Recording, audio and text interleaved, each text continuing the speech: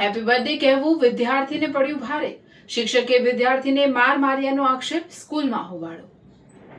વડોદરાની એક ખાનગી શાળામાં શિક્ષક અને વિદ્યાર્થી વચ્ચેનો વિવાદ ચર્ચાનો વિષય બન્યો. લિટલ ફ્લાવર સ્કૂલમાં શિક્ષકને હેપી બર્થડે કહેતા જ શિક્ષક ઉશ્કેરાઈ ગયા હોવાનો આક્ષેપ છે. ત્યારબાદ વિદ્યાર્થીને ક્લાસરૂમની બહાર લઈ જઈ લાફા મારવામાં આવ્યા હોવાની ઘટના સામે આવી. ઇજાગ્રસ્ત વિદ્યાર્થીને સારવાર માટે હોસ્પિટલ ખસેડવામાં આવ્યો હતો. સમગ્ર મામલો નવાપુરા પોલીસ સ્ટેશન સુધી પહોંચ્યો હતો, જ્યાં બંને પક્ષ વચ્ચે સમાધાન થયું હોવાનું જાણવા મળ્યું છે.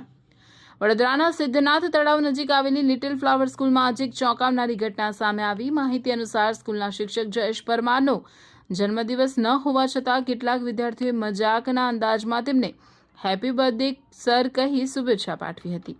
આ વાતથી શિક્ષક નારાજ થઈ ગયા હોવાનો આક્ષેપ છે. ત્યારબાદ શિક્ષકે ધોરણ 6 માં ભણતા વિદ્યાર્થીને ક્લાસરૂમની બહાર બોલાવી તેને લાફા માર્યા હોવાનું સામે આવ્યું.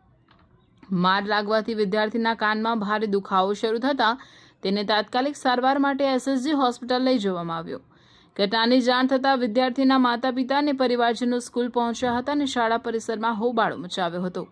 ઘટનાની જાણ નવાપુરા પોલીસને થતાં મામલો પોલીસ સ્ટેશન સુધી પહોંચ્યો. બંને પક્ષોની રજૂઆત સાંભળ્યા બાદ સમાધાન થતાં મામલો શાંત પડ્યો છે.